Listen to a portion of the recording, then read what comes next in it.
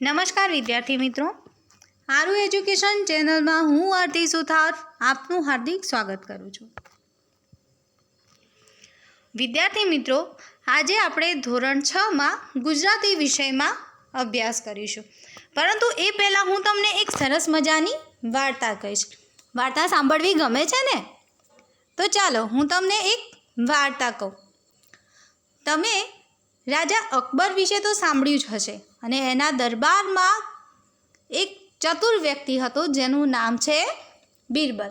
તો આજે હું તમને એ બંનેની વાર્તા કહીશ. બાદશાહ અકબરના દરબારમાં બિરબલ ખૂબ જ બુદ્ધિશાળી ગણાતા હતા. બાદશાહ ત્યાંથી જ બિરબલને ખૂબ જ ચાહતા હતા. આ વાત તમને પણ ખબર જ હશે અને તેને માન સન્માન પણ આપતા. બીજા દરબારીઓને આ વાત બિલકુલ પસંદ ન હતી.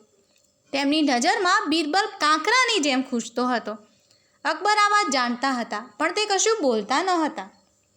એક દિવસ તેમણે આ વાત દરબારીઓને સમજાવવાનું નક્કી કર્યું. તે દિવસે તેમણે બધા દરબારીઓને કહ્યું કે બિરબલ તમારા બધાથી વધુ બુદ્ધિશાળી છે. તમે ચાહો તો તમે પણ મારા પ્રિય બની શકો છો. બસ આ હું એક ચાદર લાવ્યો છું. હું જ્યારે અહીં સૂઈ જાઉં ત્યારે તમારે મને એ ચાદર ઓઢાડીને બતાડવી. જે મને ચાદર પૂરી રીતે ઓઢાડશે તેને પણ બિરબલ જેવું જ માન સન્માન મળશે. એટલે બિરબલને જે સન્માન મળતું હતું એનાથી બીજા દરબારીઓ ખુશ ન હતા અને એટલા માટે જ રાજાએ આ એક યુક્તિ કરી. ચાદર 3 ફીટ પહોળી અને 4 ફીટ લાંબી હતી. અકબર દરબારમાં વચ્ચે જઈ ઊંઘી ગયા. બધા દરબારીઓએ વારાફરતી આવીને ચાદર ઓઢાડવાની કોશિશ કરી પણ કોઈ પણ અકબર રાજાને પૂરી રીતે ઢાંકી ન શક્યું, કારણ કે ચાદર 3 ફીટ પહોળી અને 4 ફીટ જ લાંબી હતી એટલે રાજાને એ ટૂંકી પડતી હતી. થોડી વારમાં બિરબલ આવ્યા. તેમણે તો મનમાં વિચારી જ રાખ્યું હતું કે શું કરવાનું છે. રાજાએ સૌને કહ્યું કે ચાલો હવે જોઈએ કે બિરબલ શું કરે છે. બધાની નજર બિરબલ પર જ હતી. તમને પણ થાય છે ને કે બિરબલ કંઈક યુક્તિ તો કરશે જ. બિરબલે ચાદર લીધી અને રાજાની આસપાસ ફર્યા પછી બોલ્યા કે તમે પગ વાળી લો. જેવા રાજાએ પગ વાળ્યા કે તરત જ બિરબલે તેમને ચાદર ઓઢાડી દીધી. એટલે રાજાએ પગ વાળ્યા એટલે એમને ચાદર થઈ ગઈ. આમ રાજા અકબર પૂરી રીતે ઢંકાઈ ગયા. પછી રાજાએ દરબારીઓને કહ્યું કે જોયું તમે, હવે તો તમે બિરબલની બુદ્ધિને માનો છો ને? બધા દરબારીઓના મોઢા પડી ગયા અને તેઓ મનોમન પોતાની જાતને દોષ આપવા લાગ્યા કે થોડી બુદ્ધિ વાપરી હોત તો આ તો આપણે પણ કરી શકત. તો વિદ્યાર્થી મિત્રો, આ વાર્તા પરથી બોધ મળે છે કે કોઈ પણ કામ અશક્ય નથી હોતું, બસ જરૂર હોય છે તેને સમજી વિચારીને કરવાની. વિદ્યાર્થી મિત્રો, તમને એમ લાગતું હશે કે મેં આ વાર્તાનું શીર્ષક તમને હજુ સુધી નથી કહ્યું, પણ આ શીર્ષક આપણે હવે જાતે વિચારવાનું છે કે આખી જ વાર્તાનો સાર એક શબ્દમાં આવે છે બિરબલની ચતુરાઈ. કે બિરબલ ચતુરાઈ કરીને બધા દરબારીઓમાં એક આગવું સ્થાન પ્રાપ્ત કરે છે. તો આ વાર્તાનું શીર્ષક છે બિરબલની ચતુરાઈ. આપણો વિષયાંક પણ થોડોક એવો જ છે. આપણા પાઠનું નામ છે બિરબલની યુક્તિ. એટલે અહીંયા પણ આપણે બિરબલ વિશે જ અભ્યાસ કરવાનો છે અને એનો સાહિત્ય પ્રકાર છે ચાતુર્ય કથા. એટલે કે જે કથામાં ચતુરાઈ છે એવી કથા, જે મેં તમને આગળ પણ કહી એવી જ એક વાર્તા, એક ચાતુર્ય કથા આપણે ભણીશું. ખૂબ મજા આવશે બાળ દોસ્તો, તો શાંતિથી સાંભળજો. આ ચિત્રમાં તમને રાજા અકબર દેખાઈ રહ્યા છે. એમની પાસે આ બિરબલ ઊભા છે. હવે આપણે આગળ અભ્યાસ કરીએ. એક દિવસ બાદશાહે સવારમાં ઉઠી મહેલના ઝરૂખાની નીચે નજર કરી જોયું તો એક નોકર ઝાડુથી ચોગાન વાળી રહ્યો છે. ઝરૂખો એટલે છજ્જુ અને નજર કરવી એટલે જોઈ લેવું રૂઢિપ્રયોગ છે. ચોગાન એટલે ખુલ્લી જગ્યા. એટલે બાદશાહે મહેલના ઝરૂખાથી જોયું તો એક નોકર હતો, એક ત્યાં સાફ સફાઈનું કામ કરી રહ્યો હતો. બાદશાહને જોઈ એણે ઝાડુ ઊંચું કરી પોતાનું મોં ઢાંકી દીધું.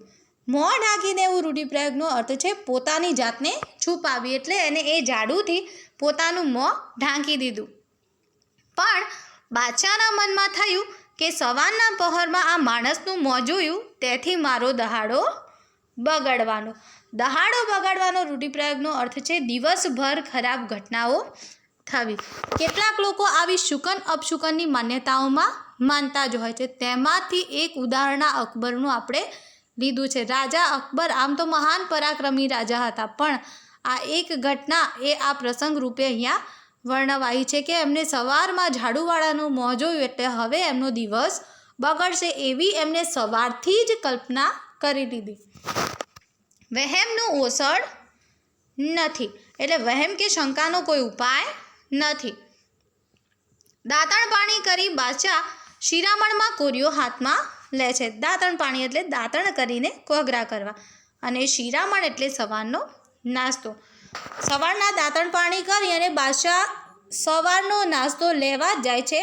ત્યાં તો સેનાપતિઓએ આવીને સમાચાર આપ્યા, બાદશાહ સલામત, આપના રાજ્ય પર બુંદેલખંડનો રાજા લશ્કર લઈ ચડી આવ્યો છે. એટલે કે રાજ્ય પર બીજા રાજ્યની ચડાઈ થઈ છે. કોરિયો કોરિયાને ઠેકાણે રહ્યો. બાદશાહ હાથ ધોઈને ઊભા થઈ ગયા અને બોલ્યા, સેના તૈયાર કરો, હું જાતે જ લડાઈમાં તમારી સાથે આવું છું. આજે સવારમાં એક કાળમુખાનું મોઢું જોયું છે એટલે મારો દહાડો બગડવાનો. કાળમુખું એટલે કાળના જેવા મોંવાળું કે અપશુકન્યા. અહીંયા એવી વાત કરાઈ છે કે વહેમની કોઈ દવા નથી.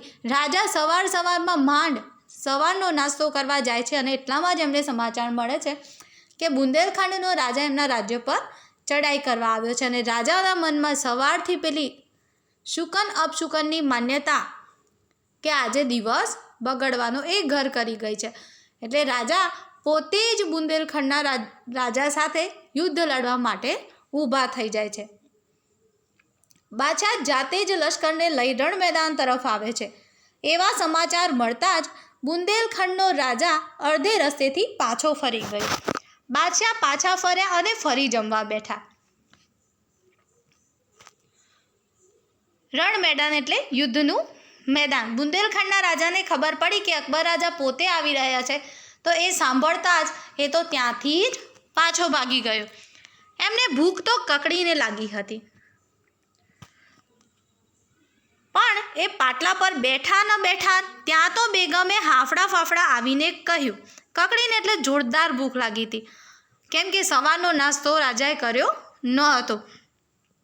એટલે એ પાટલા પર જમવા જ બેસતા હતા અને એટલામાં એમના બેગમ આવ્યા. હાફડું ફાફડું એટલે એકદમ ગભરાયેલા બેબાકડા આવ્યા અને એમણે કહ્યું, મારા ભાઈને સાપ કરડ્યો છે, એને સાપ ઉતારનારને ઘેર લઈ જવાનો છે, ચાલો જલ્દી જઈએ. એટલે બેગમના ભાઈને સાપ કરડ્યો હતો અને સાપનું ઝેર ઉતારનારને ત્યાં જવાનું હતું. અને અઘરા શબ્દો જોઈ લઈએ.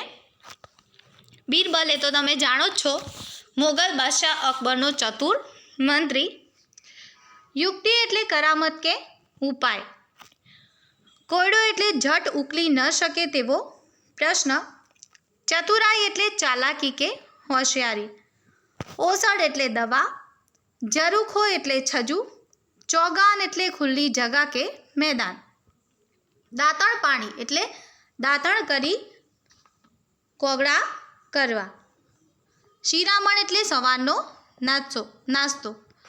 બાદશાહ સલામત એટલે અકબર માટેનું સંબોધન, એટલે કે તમે ક્ષેમ કુશળ રહો, સહી સલામત રહો. કાળમુખું એટલે એનો અહીંયા અર્થ કરાયો છે કે કાળના જેવું મોંવાળું, અને બાદશાહે ઝાડુવાળાને અપશુકનિયાળ પણ કહ્યો છે. રણ મેદાન એટલે યુદ્ધનું મેદાન. કકડીને એટલે જોરદાર. હાફડું ફાફડું એટલે ગભરાયેલું કે બેબાકડું. સાપ ઉતારનાર એટલે મંત્રથી સાપનું ઝેર ઉતારનાર, એને ગારુડી પણ આપણે કહીશું. પાઠનો આગળ અભ્યાસ કરીએ. પાટલા ઉપરથી બાદશાહ ઊભો થઈ ગયો, એટલે એ સવારે નાસ્તો કરવા બેઠો ત્યારે બુંદેલખંડનો રાજા ચડી આવ્યો. માંડ એ પતાવ્યું ત્યારે બેગમના ભાઈને સાપ કરડ્યો. એટલે બપોરનું ભોજન પણ રાજા જમ્યા નહીં અને પાટલા પરથી ઊભા થઈ ગયા. જઈને જુએ છે તો સાળો મરી ગયો છે. એની મૈયતને કબ્રસ્તાનમાં દાટવા લઈ ગયા. મૈયત એટલે મુસ્લિમ વ્યવસ્થા મુજબ ખાટમાં શબ ગોઠવેલું હોય તે આપણે એને ઠાઠડી પણ કહીશું. એ બધું પતાવતા સાંજ પડી. વળી પાછા ઘેર આવી બાદશાહ વાળું કરવા બેઠા. વાળું એટલે રાતનું ભોજન. પણ જેવો કોળિયો ભરવા જાય છે તેવામાં જ એક ઘડોળી ટપ કરતી એના થાળમાં પડી. એટલે કે રાજા આખા દિવસથી થાકીને કંટાળીને સાંજે ભોજન લેવા જાય છે એવામાં જ એક ઘડોળી એમની થાળમાં પડી. બાદશાહ બરાડી ઉઠ્યા. કેવો કમનસીબ દિવસ છે! આ થાળ ઉપાડી લો અને ઝટ બીજો થાળ લાવો. થાળ આવ્યો અને રાજા ઊંચે શ્વાસે જમ્યા. ઊંચે શ્વાસ એટલે ઉતાવળે જમ્યા. જમતા જમતા એ લાલ પીળા થઈ ગયા. લાલ પીળા થઈ જવા રૂઢિપ્રયોગનો અર્થ છે ખૂબ ગુસ્સે થવું. એના મનમાં પેલો વહેમ રમ્યા કરતો હતો. એમણે હુકમ કર્યો, જાઓ પકડી લાવો પેલા અપશુકનિયાળને. અપશુકનિયાળ એટલે જેના શુકન ખરાબ ગણાતા હોય તેવું. આ સવારમાં એનું મોઢું જોયું છે ત્યારથી આ કમનસીબી ઊભી થઈ છે. એને કેદમાં પૂરી દો અને સવારે એને ફાંસીએ ચડાવી દેજો. એટલે રાજા આખો દિવસ જમવામાં એમને તકલીફ પડી એટલે કંટાળીને એમને છેલ્લે ગુસ્સે થઈ અને ઝાડુવાળાને પકડી લાવવાનો હુકમ કર્યો અને એવું કહ્યું કે સવારે એને ફાંસીએ ચડાવી દેજો. સિપાહીઓએ પેલા બિચારા નોકરને પકડ્યો. રસ્તામાં એની પાછળ એની પત્ની, છોકરા અને સગાવાલા તથા નાતીલા રોકડ કરતા ચાલતા હતા. નાતીલા એટલે નાતના માણસો અને રોકકડ કરવી એટલે રડારડ કરવી. બધા જ રડતા રડતા આવતા હતા, એના પત્ની, છોકરા અને સગાવાલા પણ. વચમાં બિરબલનું ઘર આવ્યું. રોકડનો અવાજ સાંભળી બિરબલ બહાર આવે. એમને પૂછપરછ કરીને બધી હકીકત જાણી લીધી. એણે પેલા કમનસીબ માણસને બાજુએ બોલાવી કાનમાં ધીમેથી કંઈક કહ્યું. બિરબલની વાત સમજી લઈને ઝાડુવાળો સિપાહીઓ સાથે આગળ ચાલ્યો. તે બધા આ રીતે જતા હતા. એના પરિવારજનો રડતા હતા અને વચ્ચે બિરબલનું ઘર આવ્યું તો બિરબલે આ નોકરને કાનમાં કંઈક કહ્યું અને પછી એ ઝાડુવાળો સિપાહીઓ સાથે આગળ ચાલ્યો ગયો. બીજી સવારે એને ફાંસી દેવા માટે માંચડા પર ચડાવવામાં આવ્યો. તે વેળાએ એને એની છેલ્લી ઈચ્છા શી છે તે પૂછવામાં આવ્યું. એ બોલ્યો, મારી છેલ્લી ઈચ્છા બાદશાહ સલામતના દર્શન કરવાની છે. એની છેલ્લી ઈચ્છા પૂરી કરવા એને બાદશાહ પાસે લઈ જવામાં આવ્યો. બિરબલ તે સમયે બાદશાહની પાસે જ ઊભા હતા. બાદશાહે કહ્યું, અલ્યા તારું અપશુકનિયાર મોં મેં ગઈકાલે સવારે જોયું એટલે મારો આખો દિવસ બગડ્યો. મારે આખો દહાડો ભૂખ્યા રહેવું પડ્યું એટલે જ તને ફાંસીની સજા કરી છે. નોકરે કહ્યું, આપે કરેલી સજા માટે તો મારે કશું જ કહેવાનું નથી, પણ ગઈકાલે સવારે જેમ આપે મારું મોઢું જોયું હતું તેમ મેં આપનું મોઢું જોયું હતું. તેથી મારે તો કેદખાને પડવાનું થયું અને આજે ફાંસીએ ચડવાનું થયું. તો આપ જ ન્યાય કરો કે આપણા બેમાં વધારે અપશુકનિયાર કોણ? અને જો ન્યાયાધીશ મને ફાંસીની સજા કરશે તો આપને એ કઈ સજા કરશે? એટલે વિદ્યાર્થી મિત્રો, અહીંયા જ્યારે બીજા દિવસે એ ઝાડુવાળાને ફાંસીએ ચડાવવાની વાત કરવામાં આવે છે અને માંચડા પર ચડાવવામાં આવે છે ત્યારે એની છેલ્લી ઈચ્છા પૂછવામાં આવે છે અને છેલ્લી ઈચ્છામાં એણે બાદશાહ સલામતના દર્શન કરવાનું જણાવ્યું. પછી બાદશાહે એને આખી વાત જણાવી કે તારું મોઢું જોયું એટલે મારે આખો દિવસ ભૂખ્યા રહેવું પડ્યું. અને એના જવાબમાં ઝાડુવાળાએ પણ કંઈક એવું જ કહ્યું કે તમે મારું મોઢું જોયું તો તમે આખો દિવસ ભૂખ્યા રહ્યા, પણ તમારું મોઢું જોયું એટલે મારે તો આજે ફાંસીએ ચડવાનું થયું અને કાલે મારે કેદખાને પડવાનું થયું હતું. જો ન્યાયાધીશ સજા કરશે, મને ફાંસીની સજા આપશે તો એ તમને કઈ સજા કરશે? આવો પ્રશ્ન ઝાડુવાળાએ રાજાને પૂછ્યો. વાત સાંભળીને બાદશાહ વિચારમાં પડી ગયા. બાજુમાં ઊભેલા બિરબલ મરક મરક હસવા લાગ્યા. મરક મરક હસવું એટલે સ્મિત કરવું. એ જોઈને બાદશાહ બોલ્યા, બિરબલ, આને આ જવાબ શીખવનાર તારા સિવાય બીજો કોઈ ન હોય. એની વાત સાચી છે. શુકન અપશકુનનો ખોટો વહેમ રાખીને એ બિચારાને હું અન્યાય કરી બેસત. જે થયું તે સારું થયું. એને છોડી દો અને સરપાવ આપી માનભેર ઘેર પહોંચાડી દો. સરપાવ એટલે કદર રૂપે આપવામાં આવતો પોશાક કે ઇનામ, અને માનભેર એટલે માન સાથે. આ બિરબલની યુક્તિના કારણે ઝાડુવાળો ફાંસીની સજામાંથી બચી ગયો. બિરબલે એને કાનમાં આ જ વસ્તુ શીખવી હતી જે ઝાડુવાળાએ રાજા સામે રજૂ કરી, અને છેલ્લે રાજા પણ એ વાત સમજ્યા અને એને ઇનામ આપીને, સરપાવ આપીને માન સાથે એના ઘેર પહોંચાડવાનો સૈનિકોને હુકમ કર્યો. તો વિદ્યાર્થી મિત્રો, જેમ મેં તમને પહેલી વાર્તા કહી બિરબલની ચતુરાઈ, એવી જ આ બિરબલની યુક્તિ પાઠનું શીર્ષક પણ બિરબલની ચાતુર્ય કથાને અનુરૂપ જ છે. આવી ઘણી બધી ચાતુર્ય કથાઓ છે, તમે પણ ક્યાંકથી શોધીને વાંચવાનો પ્રયાસ કરજો. આના અઘરા શબ્દો જોઈ લઈએ. મૈયત એટલે મુસ્લિમ વ્યવસ્થા મુજબ ખાટમાં શબ ગોઠવેલું હોય તે ઠાઠડી. વાડું એટલે રાતનું ભોજન. કમનસીબ એટલે દુર્ભાગ્ય કે કમ ભાગ્ય. અપશુકનિયાર એટલે જેના શુકન ખરાબ ગણાતા હોય તેવું. નાતીલા એટલે નાતના માણસો. રોકકળ કરવી એટલે રડારડ કરવી. મરક મરક હસવું એટલે સ્મિત કરવું. સરપાવ એટલે કદર રૂપે આપવામાં આવતો પોશાક કે ઇનામ. માનભેર એટલે માન સાથે. વિદ્યાર્થી મિત્રો, આશા રાખું છું કે તમને આ વિડીયો જોવામાં ખૂબ જ મજા આવી હશે અને આ વાર્તા સાંભળવામાં પણ તમને ખૂબ જ રસ પડ્યો હશે.